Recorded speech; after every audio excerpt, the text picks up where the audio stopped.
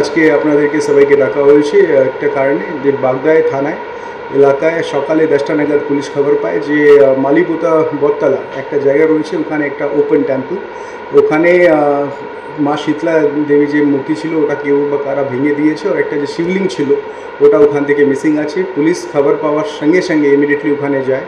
আমরা 3-4টা team form করি আর সিসিটিভিগুলো যে ওখানে আশপাশে ছিল আমরা ওটা খুঁজে দেখি।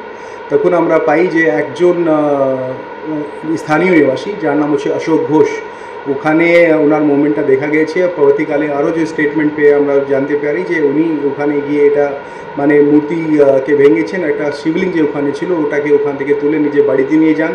ওনার ওয়াইফ যে স্টেটমেন্ট দিয়েছে ওটা ওখান থেকে খুবই ক্লিয়ার কি উনি ইনটক্সিকেটেড অবস্থায় নিজে বাড়িতে শিবলিঙ্গটাকে নিয়ে গিয়েছেন। তারপরে ওনার ওয়াইফ ওনাকে বললেন কি আপনি এই শিবলিঙ্গটাকে ওয়াপস যেখান থেকে নিয়েছেন ওখানে নিয়ে চলে যান। উনি যে একটা অন্যায় করেছেন এটাও 1-2 লোকজন সামনে বলেছেন।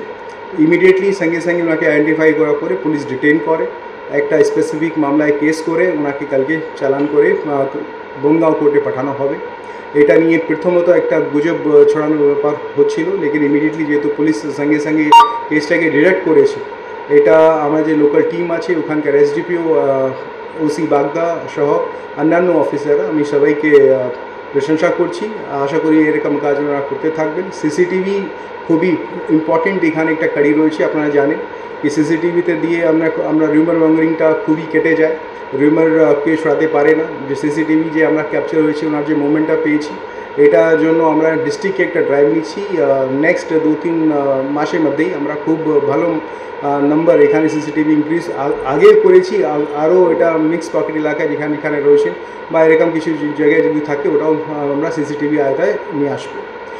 মানসুন সিজন যেহেতু আপনারা জানেন চলছে, এখানে প্রত্যেকটা বনগাঁওবাসীকে আমরা আশ্বস্ত করতে চাইছি যে প্রত্যেকটা থানা এলাকায় আমাদের রিলিফ যে টিমগুলো আছে ওগুলো খুবই অ্যাক্টিভ অ্যান্ড অ্যালার্ট রয়েছে।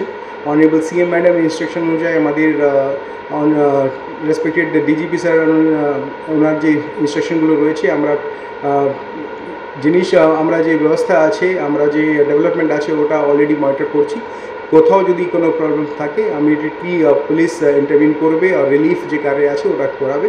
আমরা নজরে ওয়াচে রাখছি। আপাতত কোনো ওয়াটার লগিং আমাদের এলাকায় নেই, বাট আমরা অ্যালার্ট রয়েছি। Thank you. কখনো এলাকার লোক মেনে নিচ্ছেন না?